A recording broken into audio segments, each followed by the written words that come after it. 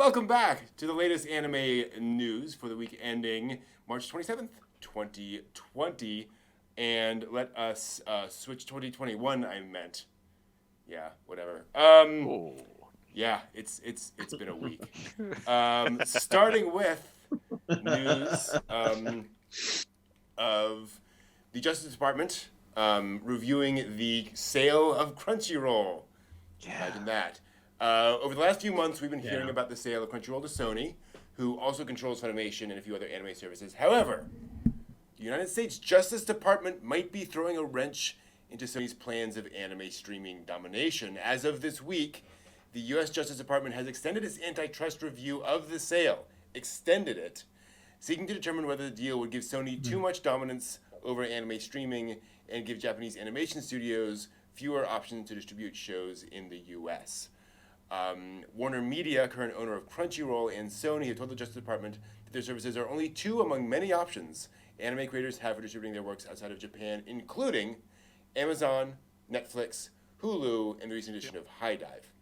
The companies also urged the department not to consider anime as a separate market from the larger range of animation aimed towards adults. Interesting take on that. Technology website The Information, who initially reported on the delay, said the review could last 6 months or longer, and if the department doesn't approve the merger, it will sue to block it from happening. Along with Funimation, which already consolidated anime services Wakanim, based in France, and Madman, anime group based in Australia back in 2019, Aniplex also falls under Sony through Sony Music Entertainment Japan, and production companies A1 Pictures and Cloverworks are also owned by Aniplex and therefore Sony. So lots of folks involved in this one. Well, it's one of those things where it's like, wow, hasn't anime and streaming services come such a long way? Yeah. That now it's not just all these sort of like little distribution companies just popping up, disappearing, people acquiring, the licenses if somebody went out of business. No, now it's like a real thing where the DOJ's involved. Yeah. Like, oh, is this an antitrust thing? Be like, I never thought in my life I would live to hear streaming service, anime, antitrust. Like, wow. I'm gonna rub my eyes. What? What? What a time to be alive. Well, I know. Well, aside from the fact that it's going to probably put a crimp on, I think a little bit, to a certain point, to not consider, for me to not consider animation is kind of odd. Yeah. I mean, there are different strata of animation out there. Even amongst adult animation, Sure. there's just difference. And it's not a genre; it's actual production style. So. And to have anime that's actually kind of a uniquely non-American thing, and then applying an American rule to it and calling it American is that's what it sounds like to me. Is kind of interesting. Yeah. But kind of not surprised though. I mean, if it was all coming under one roof, under Sony's roof, then this was almost like bound to happen. And, we'll just see what comes out of it. I mean, the worst thing that happens is that it goes Ma Bell, and instead of having, with the industry is there, fortunately, for it to be able to subsidize anime still should Sony not be allowed to acquire Crunchyroll. It's not like what happened with Ma Bell once it broke apart. Everyone's just like, what's going on here? Yeah. I hope this provides us, I hope they reveal some information as a result of this. I would love to get some numbers. Learn what is the actual market size of these things? What is the market size of anime? What's the market size of Crunchyroll and Funimation? And I'd actually kind of be curious about the angle of animation in general, because you could certainly argue that we kind of cornered this, or we kind of buttoned up this little corner of the global animation market, but there's plenty of other studios in France and Germany and Italy and so forth. That'd be cool to get more information about that. But yeah, saying, well, but you know, there's other adult animation out there. It's like, is there? Like there is, but also like that's not really what you're, you know, Black Clover. Um, uh, sorry, not aimed at adults. Nothing against it, but not aimed at adults. You know, Right. Weird. So, Yeah. Well, at the end of the day, all I want is Crunchyroll to have a greater catalog. Mm-hmm. Yep. It's like if this tanks and they can't do it, just please let them re-sign the agreement with Funimation so that we can get the Funimation catalog on Crunchyroll. Yeah. Like, just, you know, I mean, because I had said some months ago where Crunchyroll pulled 70 shows out of their catalog because the Funimation agreement expired. And it's like, you know, there's good content there. John's still salty. I'll be salty forever. Like salted fish. I'll be salty forever. Let's be honest. Really, what we're going out of this is for the Funimation video player to die and be replaced with the Crunchyroll player. Like that's yeah. There's nothing else. Like just, that is blatant. Yeah, right. Yeah. Well, and for those of us like me who are just kind of wondering about union rights, licensing rights, and if this doesn't go through, and this will impact other American animation studios. So so like if you're dealing with like, you know, does this mean the end of things like more Adult Swim? You know, are you going to be able to create things like Archer without, or Rick and Morty without Sony oversight? Will you be able to do those things? Because that's going to happen. So, you know, what I'm saying is that if Rick and Morty decide that the creators decide or are pressured more likely to go into a contract with Sony in some way, shape, or form, or if their rights are bought out by Sony, then there are things that they're going to have to do by Sony standards. That's what you mean. That they're not going to be able to do. Yeah. Because, you know, they're not going to be able to do. So there's the freedom of the independent studios. And then you have people like Netflix who are making their own anime, and they're going, wait a minute, we're making our own stuff and we're distributing our own stuff. Does that mean that only people from Netflix who have an Netflix our stuff? Because we're not selling DVDs, but Sony is. You know, we're not selling, you know, these kinds of content and you know, things like that. So then that's going to impact, of course, your merch licensing. Right. So you're going to have to deal with that. Sony, because the reason why Sony wants to do all this is because it's all money. We all know what it is about anime. We jokingly say anime is more expensive than crack, and there's a reason for that because there's so much stuff with anime. It's not just the animation. There's stuff. Stuff. Yeah, we're surrounded by stuff. Yeah. So, you know, Sony is looking at you know, a potential gold mine here, but if they are allowed to do that, they can. Then you see the demands of control pricing and things like that. But you know, conversely, the downside, if Sony doesn't get to do it, then you have studios, and then they're working on forever. Well, and you know, and not to defend the idea of a giant conglomerate, but the comparison is, remember what it was like when, you know, you set up a PlayStation for the first time or whatever, and you're like, okay, I have this thing and I can get Netflix, whatever, and there's a Crunchyroll app. Wow, boom! I now have access to all this content, you know, all at one time. You know, if both Crunchyroll and Funimation all come under one giant umbrella, then, you know, one service suddenly, you know, whenever the next big thing comes out, you need one app to get access to that entire catalog of stuff. Like that has one power. service to rule them all. Yeah. And again, I'm not saying it's good. I'm just saying having access to a lot of stuff is the pitch, right? That's kind of what they're hoping for. Yeah. I don't know. But it is telling. The Justice Department is like, whoa. Yeah. Like we're not just going to automatically let this go through. We have concerns here. So. It's not and just to your it's a silly anime thing and Right. app stuff. Who cares? Yeah, they pay attention to it now. Right. It's like, ooh. Yeah. well, to your point, Brent, it's about the numbers. Somebody Yeah. crunched the numbers and they came up with the dollar figure that made everyone just go, Mhm. wait a minute. The things with the big eyes, that's how much? Wait. No. Hold on. We gotta rethink this. Mhm. Yep. So I might no longer you're right. no longer The have numbers access would to be my very, very waifu. I interesting. mean, antitrust. Yeah. Well, that's and and man is mentioning physical media. That's also an interesting thing, right? Like Funimation doesn't release physical media of all of its shows, as far as I know, a large amount of them. But there's some that I believe that there's some that are still streaming only. So Crunchyroll comes into the mix. Okay, maybe those get physical media, maybe they don't.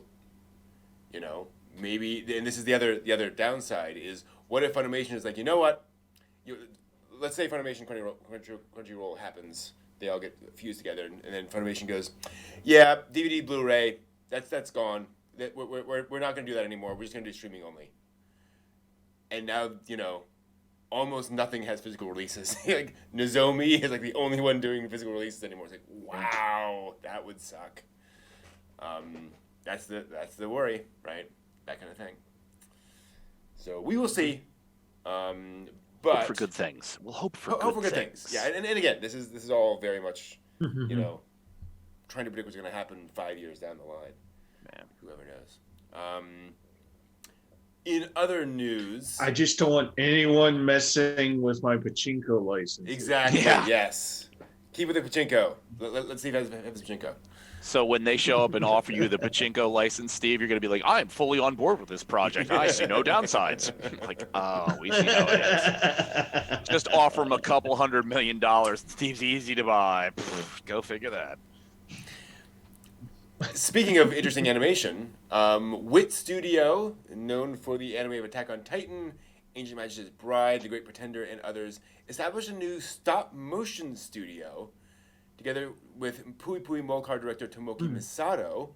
The partnership was actually made back in December, but the studio has been officially unveiled to the world this week through their first stop-motion promo video called Candy Carries. The new studio aims to expand WIT's animation production and meet new video needs. Tomoki Misato, who directed the new video, said that as the production environment improves with WIT, the scale of new stop-motion projects will also get larger, and that he aims to take on new challenges and further the culture of stop-motion. WIT's website is currently recruiting new members to join the new stop-motion department. Huh. So, I'll buy into it. Here's the thing. I love Robot stop-motion. Robot Chicken didn't bring this up. Any of the Tim Burton stuff with Nightmare Before Christmas. That didn't forward stop motion. Oh, it did. But I would argue Robot Chicken has not forwarded stop motion in any way, shape, or form. Come on. Toilet humor aside, it's brilliant. I love it. I love Robot Chicken. Robot Chicken makes me laugh every single time. I don't think it is changing the face of stop motion as a medium. It's not. It doesn't do what Wallace and Gromit did. Right. Yeah. Wallace and Gromit did, and so I'll bite. I'll because I love stop. I love stop motion, so I'll definitely buy it. So, what stop motion sequences can we all name in anime? I can think of at least one. Beastars. Stop motion, not CGI. Yeah. There's no, stop Beastars has stop motion. Really? It's the intro and right. exit. Right. Yeah. You're absolutely right. Of course. Which I was like, right. oh my god, I can't believe they actually did that. Like, that's really cool. You're right. It's very. I mean, it's not like trying to do anything that's like realistic, but it's exactly is that what it's supposed to be, and lets you know what it is, and it's entirely enjoyable and darling. Yeah, that's true. Other anime? There was Gal and Dino. Dino has stop motion. Okay. Mm-hmm. Okay. Mm-hmm. Yeah, Gal and Dino. Mm-hmm. Coyote Ragtime Show the end credit sequence of that. No one remembers this show. You've mentioned it before. Yeah. I was gonna say I don't know. Yeah. Very obscure show, but yeah, end credits of that is just the characters in stop motion. Right. Yeah, I can't think of anything else. Well, certainly Pui Pui Molcar, which I mentioned before. And Yeah. I saw an article this past week, and I don't think it was from Anime News Network, but it was one of the other multitude of things that I see little snippets of. And it was saying that Pui Pui Molcar is just wonderfully, delightfully easy to watch and is so adorable. And I'm like, I called that one. Doesn't Pop Team Epic have stop motion segments? I think there were. Yeah. It wouldn't surprise. Yeah. Does Panty and Stocking? I think they should. Geez, I don't even know. Yeah. And one of those things where it feels like they may have. It may have, but yeah. I don't know. But it is interesting. Like going No, back. what I was laughing about earlier was. Please. What I was laughing about earlier was let's see if they do stop motion, remakes of movies like Paprika. Great. Yeah. I think you've just Angel's killed Egg. some modeling people's lives to make all the dolls. Like an hour-long film took like 9 years to make. Okay, move the third doll from the left. It's 221A, a slight bit to the left. Okay, snap now. God, kill me. Yeah. Yeah. It's. But yeah, I'm always good to see a new studio, and good to see something where they're clearly like, this is a new direction we want to take to actually like make a difference.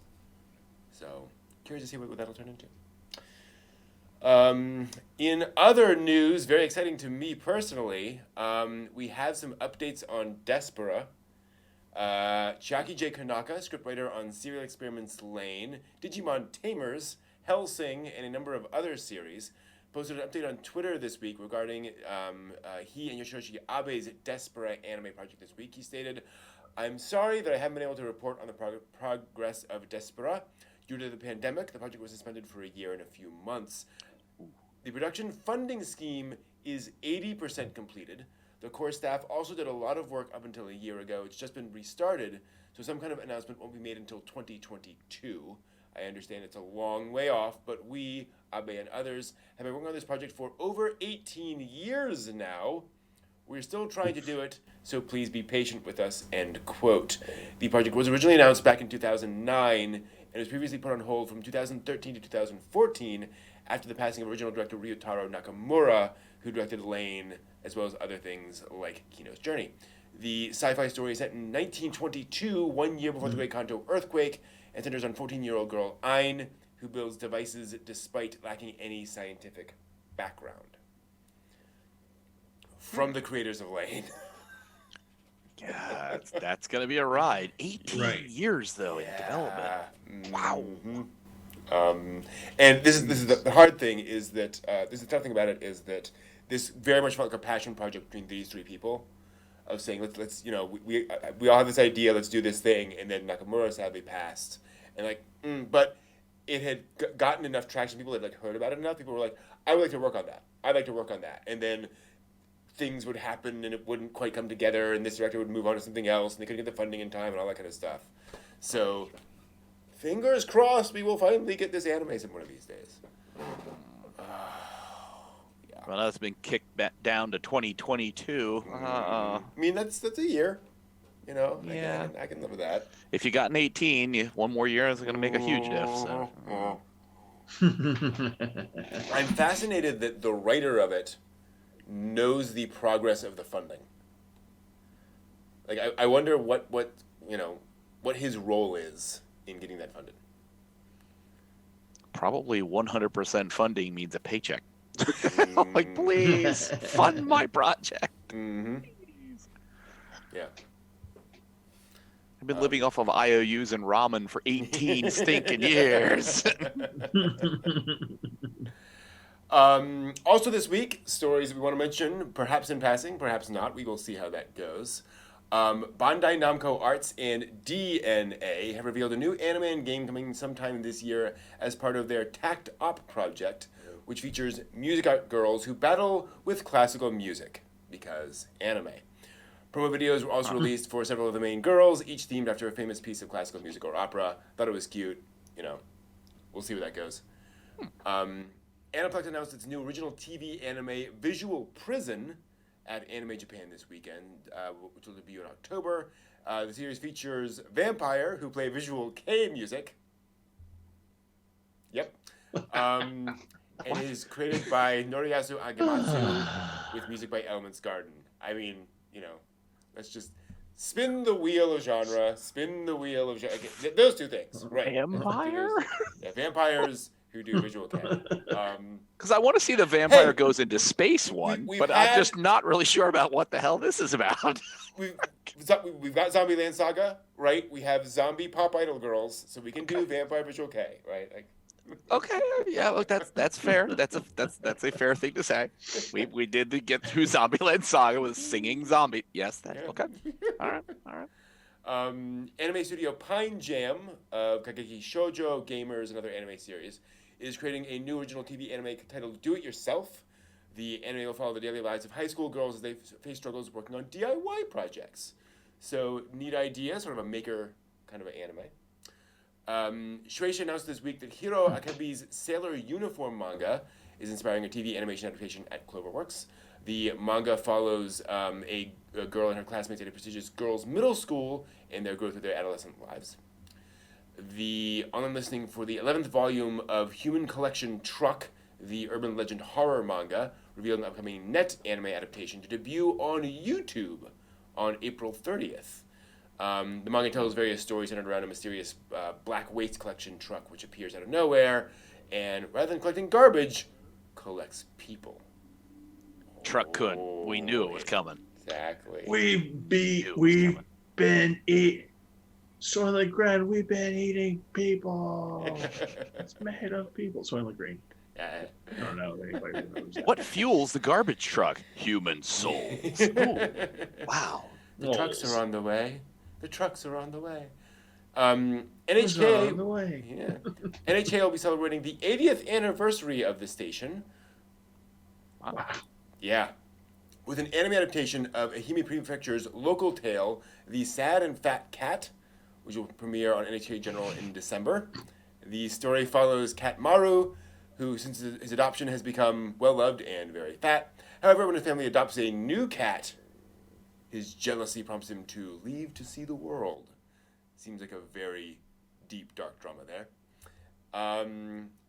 This week's final episode of Jujutsu Kaisen revealed that a film, Jujutsu Kaisen Zero the Movie, will open this winter. It'll be based on the Tokyo Prefectural Jujutsu High School manga prequel story. So, prequel to Jujutsu Kaisen coming. Okay. The 12th short anime has been announced in NHK's Anime X Para Who Is Your Hero project, which is about parasports. The newest installment will collaborate with Mariko Yoshino's Team Futari table tennis novel, and it'll be the first anime adaptation based on that story. It'll air April 25th, and will feature the novel's characters meeting a professional table tennis player based on a real-life para table tennis professional named Koyo Iwabuchi. That's a cool idea there. Cool. The quintessential quintuplets, Dr. Stone and Mushoku Tensei, all announced this week they will have second core or sequel anime. So, fans of those series, keep an eye out. More of that coming. Prolific animator and co-founder of Studio Trigger Hiroyuki Imaishi will be featured in an upcoming exhibition at Katakawa's Musashino Museum in June. The World of Hiroyuki Imaishi exhibit will look back across 25 years of his works, including Neon Genesis Evangelion, Gurren Lagann, Dead Leaves, and many others. Original goods based on his many projects and on the exhibition itself. Dead Leaves. Yes. Will, of course, be available for purchase because merch is always available for purchase. Right? Dead Leaves. Dead Leaves. I want to see what Dead Leaves merch they have. Oh, man. T-shirts, as far as the eye can see. And keychains, acrylic keychains. Poop tubes. Poop tube. Oh, yeah. Mini statue of the poop tube experience. Man, like, whoa. Great. And we went there. Straight jackets. Yeah, get your straight jacket that's got the Hey, characters we're on the keeping it back. classy. Exactly, yeah. Wow. Mhm. That's all the news for this week. Thank you all. See you next week.